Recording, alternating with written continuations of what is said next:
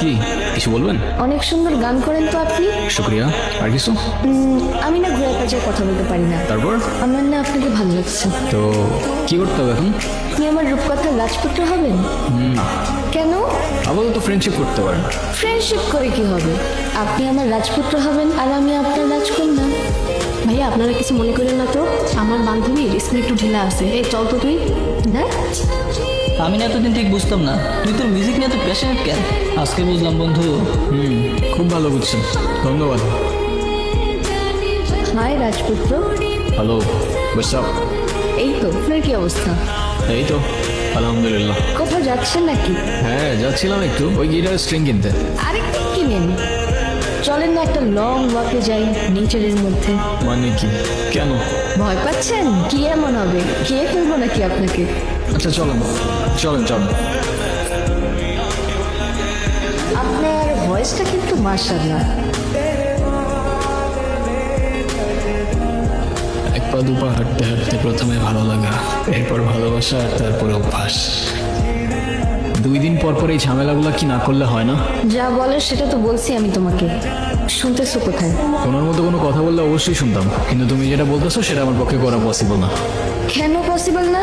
মানে তোমার লাইফে কি আমার থেকে তোমার মিউজিকের প্রায়োরিটি বেশি? মানে তোমার সাথে তুমি মিউজিকের প্রায়োরিটি কম্পেয়ার কিভাবে করো সেটাই আমার মাথায় ঢোকে না। রোহান, একটু প্র্যাকটিক্যাল হও। জীবনটা তো আর কোনো রূপকথার গল্প না। আমার গ্র্যাজুয়েশন শেষ, এভাবে আর কতদিন? তুমি মিউজিকটা বাদ দাও তো, আর তা না হলে আমার সাথে আর দেখা করতে আইসো না।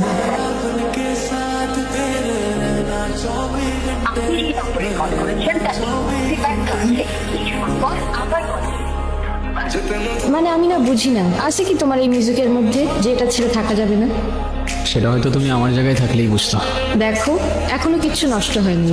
আমি শুধু চাই তুমি 8-10টা মানুষের মতো একটা নর্মাল লাইফ লিড করো, একটা জব করো, আর মিউজিকটা ছেড়ে দাও। That's it. আরে মিউজিক আমার ব্লাডের মধ্যে, এটা ছাড়লে বাঁচবো কেমনে আমি? আর আমি যেটা পারবো না সেটা আমার বারবার বললো না তো তুমি। তোমার ডিসিশন তাহলে ফাইনাল? হ্যাঁ। আচ্ছা, কফি?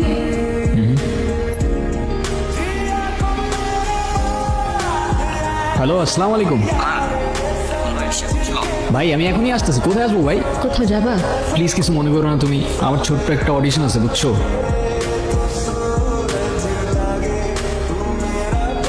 আসসালামু আলাইকুম ভাইজান। ওয়ালাইকুম আসসালাম।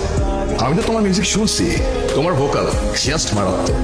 দেখো আমাদের সময় তেমন একটা নাই, তুমি একটা কাজ করো, তুমি আমাকে কি শুনতে নার্ভাস ফিল করার কিছু নাই, শুরু করো।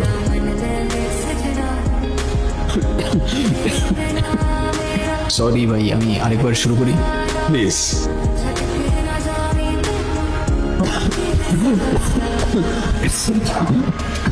রোহান, রোহান কি হয়েছে তোমার? রোহান, এই কেউ অ্যাম্বুলেন্স ডাকো। এই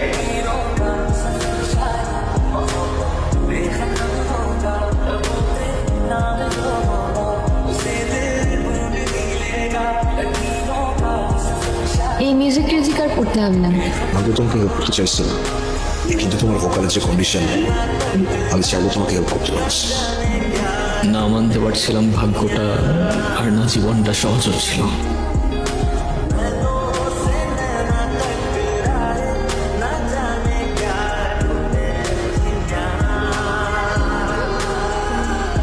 এখন কেন কাঁদছো?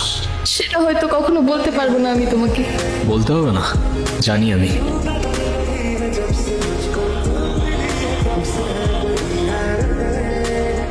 শুধু তোমার ওই গলার সুরটাই তো চলে গিয়েছিল না, জীবনটা কেন দিয়ে দিলা? ওই সুরটাই আমার সবকিছু ছিল, আমার জীবন ছিল, যেটা তুমি নিয়ে গেছো। কি ভাবছো? তারা তারা হ্যাঁ, কি ভাবতেছো? না কিছু না।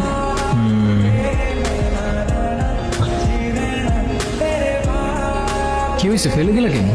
না, কফিটা একদম ভালো হয়নি। আরে তাই বলে ফেলে দিতে হয় নাকি? তুমি কষ্ট করে বানাইছো, এটাই তো অনেক না? অডিশনের জন্য কল দিছে? হ্যাঁ, তুমি জানলা কি করে? সেটা জানি না, তুমি যাও, আমি বাসায় চলে যাব। না যাবো না, বাদ দিয়ে দিব। কি বাদ দিয়ে দিবা? এতদিন যে সুযোগটার জন্য ওয়েট করেছিলে সেটা তোমার সামনে, আর তুমি যাবে না? না তুমি ঠিক বলছিলা, প্র্যাকটিক্যাল হওয়া উচিত আমার। জীবনটা তো আর কোনো রূপকথার গল্প না, তাই না? তাহলে আমি আবার বলছি আমি ভুলছিলাম, আর আমি বলতেছি তুমি এখনই যাবা। কিন্তু না, আর কোনো কথা না। আমি বলছি যাবা তো যাবা, আর ভালো মতো অডিশনটা দিবা, তারপর মিষ্টি নিয়ে আমার সাথে দেখা করতে আসবা। এর আগে কোনো কথা না। যাও যাও যাও যাও যাও। রোহান, তুমি আমার রূপকথার রাজপুত্র হবা। হ্যাঁ, আর তুমি হবা আমার রূপকথার রাজকন্যা।